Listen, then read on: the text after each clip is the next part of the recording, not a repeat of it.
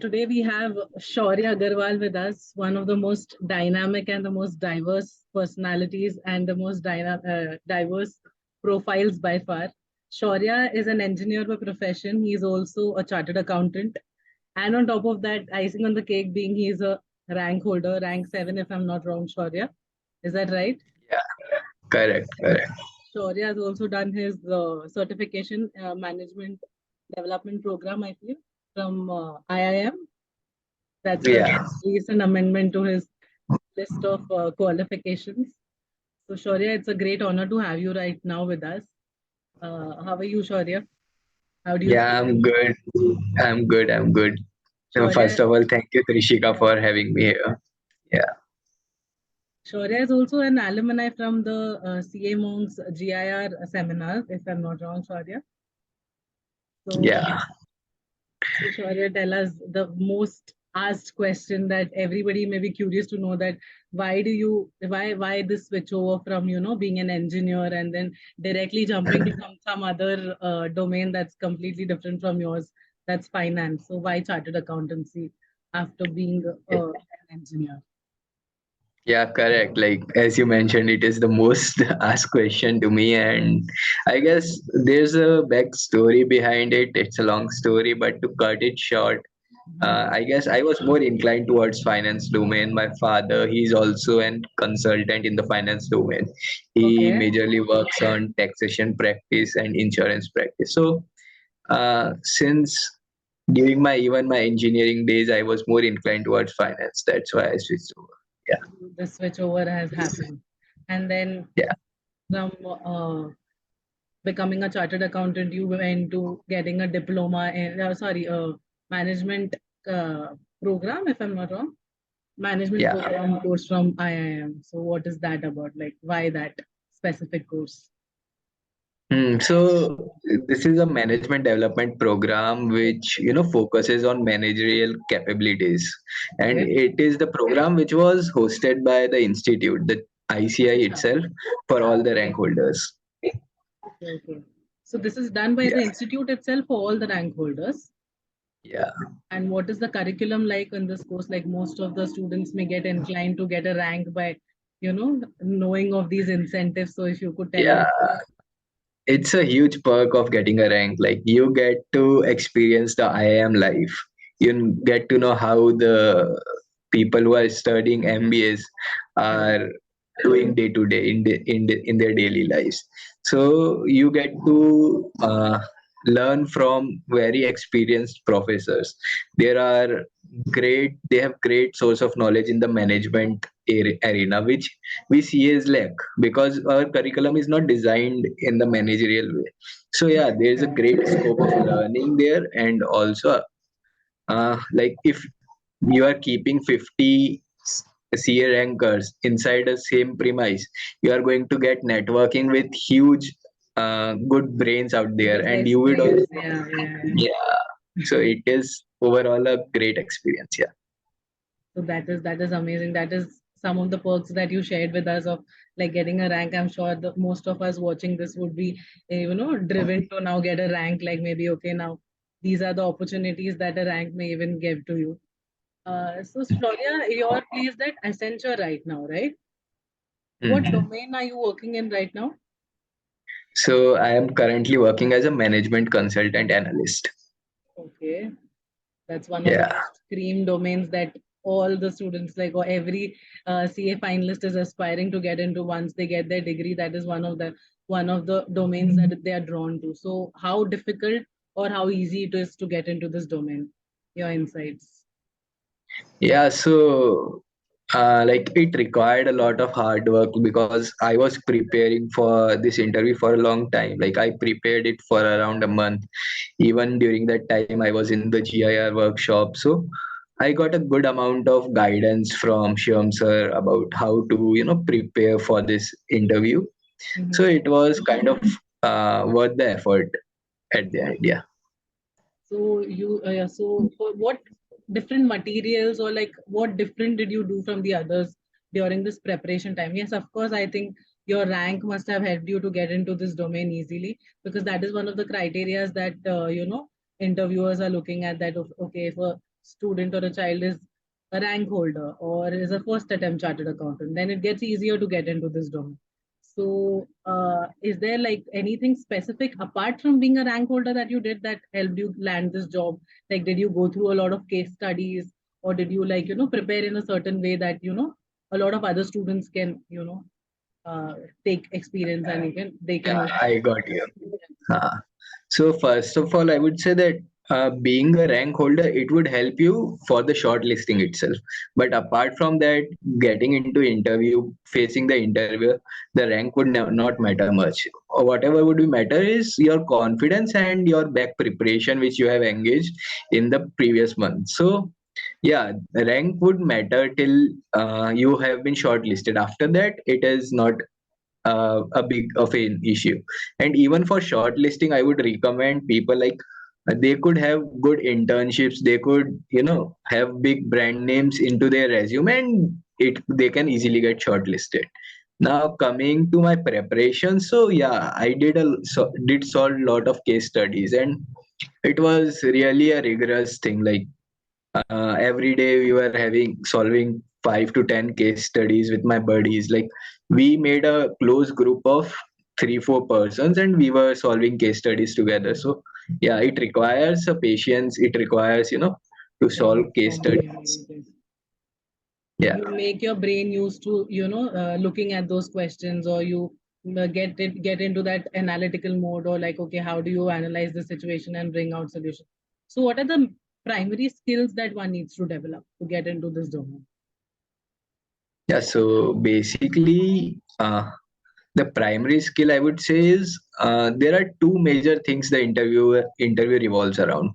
First is your confidence. The interviewer check that yeah, this person would be able to face the client, he would be able to communicate with the client, because in management consulting you need to consult entire hierarchy of the management of the client, and you cannot fumble before a CEO level. So you need to be good in communication, you need to be confident. And second thing they are checking is your analytical power, your structured approach to solve a problem. Mhm. So the structured approach, it develops over a period of time. You cannot no, nobody is born with the structured approach, but if you practice case studies more and more, you would get to that level, the comfort level for structured thinking. Okay. So to summarize, we can say that primarily you need your confidence and your soft skills are going to help you massively. And second is, I think your problem solving skill, like you need to have some understanding or some skill to, understand what the problem is and to come to a good solution to it. And also, I think you need to expose yourself to a lot of these questions beforehand before you actually go and sit for the interview. You expose yourself to a lot of case studies beforehand. So I think these things will help a student who aspires to get into management consultancy. So Yeah, so what happens is in like on the interview day, you do not know which case studies are going to come correct, up, correct, and most probably it is that you have never seen it earlier. But right, when you are preparing for it and when you are solving multiple case studies, what you get is you get a mindset how to approach these case studies, and you exactly. get a confidence. So these are two things which are most important. Okay, so your problems. So you just expose yourself. It's on all on your preparation. Like beforehand, you get your hands into it and solve as many case studies as you can, right? So what are the different companies that you applied for this role? Like I'm sure you must have gone into like the big, the best of companies, and they must have Yeah. come job offer. I'm very sure. So could you just tell us about Yeah, that? so there are many offers beforehand also, like big fours, they were giving me open offer to join, but that Mhm. was not a my domain. I was majorly inclined towards working into this domain itself, because Accenture, as you know, it is a technology driven company, and I am a Correct. techie as well as finance guy. So I was more inclined towards this job. And coming to my offers, I had multiple offers. Like it was from HCL Technologies, it was from Kotak, it was from even one of the investment banking firms. So there were multiple offers, but majorly what I inclined on was being a management consultant, because For me, it was mainly consulting a client and to, live a MBA kind of life. So it was more Correct. that. So you were looking for more of a managerial role than something that is, like streamlined or which can be easily done through machines. You needed somewhere that your skills can be put into best, like, if your skills are put best in work. How difficult was it to crack Accenture's interview? Or what were the like? What is the Yes. procedure? Tell us a brief on that. I'm sure there was some Yeah. grilling that happened on the PI level. Could you just elaborate and tell us something on that? So, whenever you are interviewing for some big brand names, they are always going to be grilling. You cannot Yeah, go and say that, yeah, that it inevitable. is going to go smooth. Yeah. Correct. So it was the day premiere of the campus placements, and I thought that, yeah, this is my first interview. Let's make good out of it. Correct. So there were two rounds. First round was more on, like, they focused on three major things. One was the first question you asked, why I switched from IIT to CA. Correct. So there was much grilling on that. Like, you could have done something in IITs also. So there, that was the first part. The second part was more on the resume base. Like, they were trying to identify what I did in my articleship, and they were majorly focusing on that the candidate has done their articleship genuinely, like they do not have done dummy articleship. So Correct. they were asking question related to that, like what is the most innovative thing you have done in your articleship. So if a person has done a dummy articleship, he would be like, he would not be able to You answer would that question. stumble. But Yeah. Correct. Correct. yeah, so the second part was majorly related to resume based.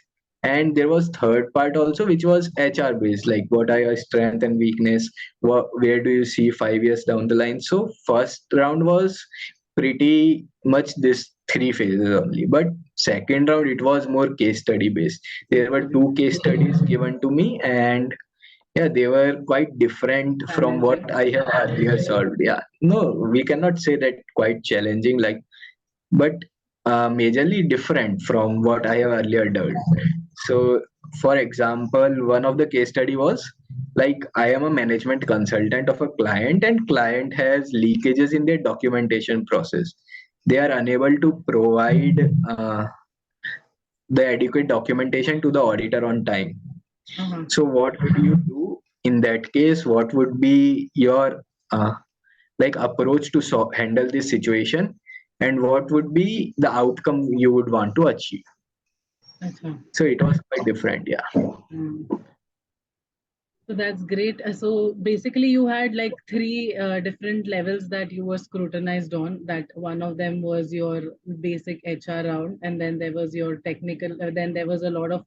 There was another session where they grilled you on your articleship experience, especially to understand possibly that how did a techie guy get into finance and how easy or difficult was it? Because it's an obvious thing to assume that you must have done a dummy and then you cracked your exams or something like that. So they grilled you there, and then the last was your PI session where it was mostly focused on case studies and how would you, finish this.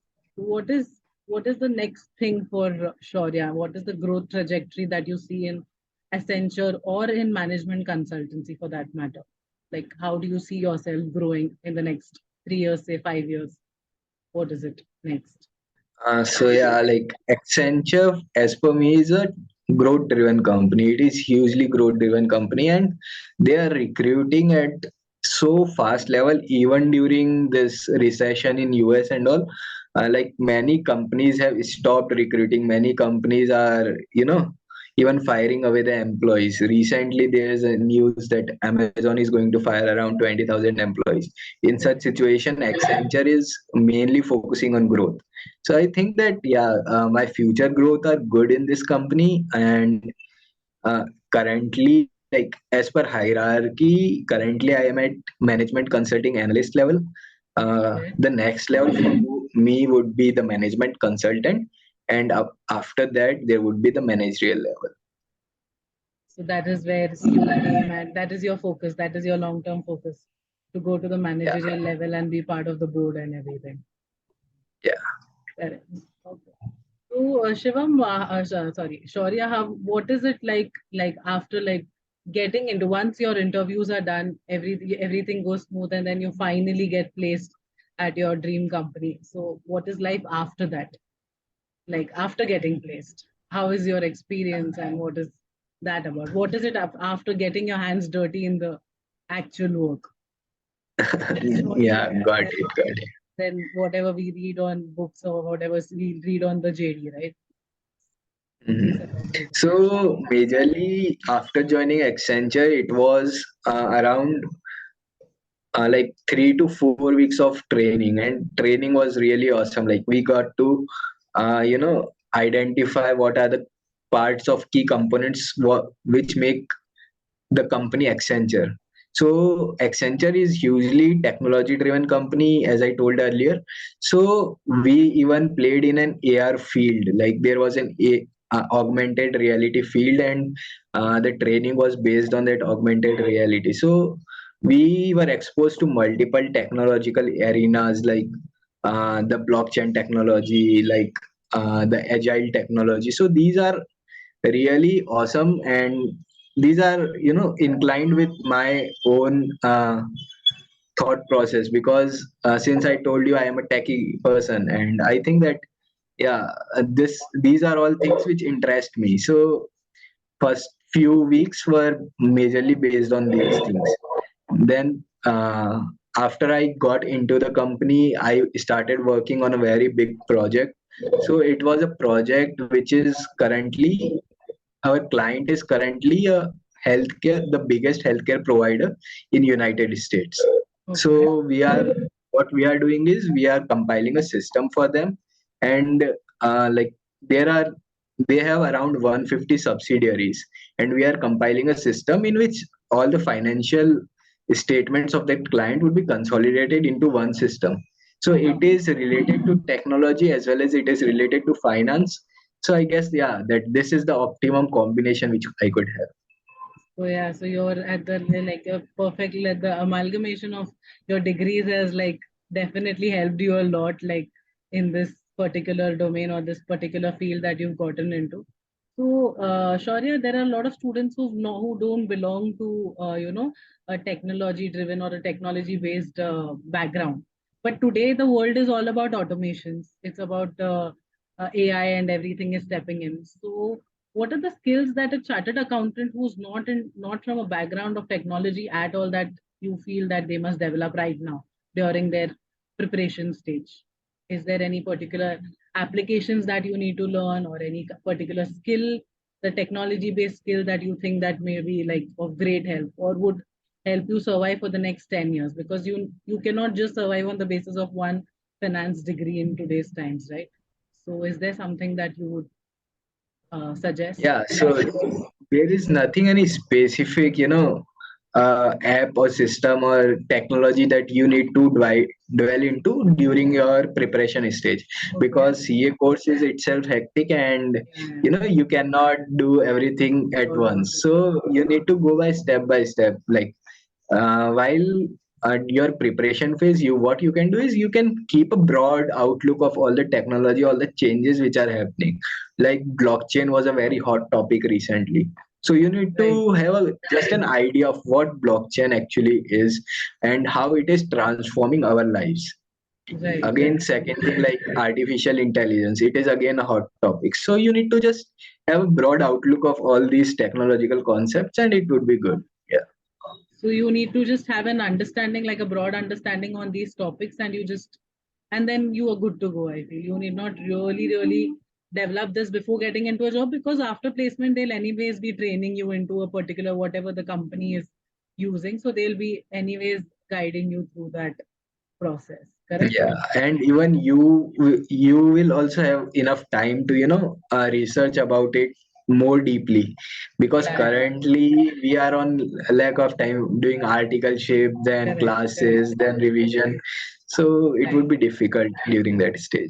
Yes, yes, I absolutely understand. So, Shaurya, are there any tips that you would like to give the students who are in the stage of, they've just given their exams and the results are just going to be out. So they have a good 1.5 month period between that. So what do you focus on during this preparation stage?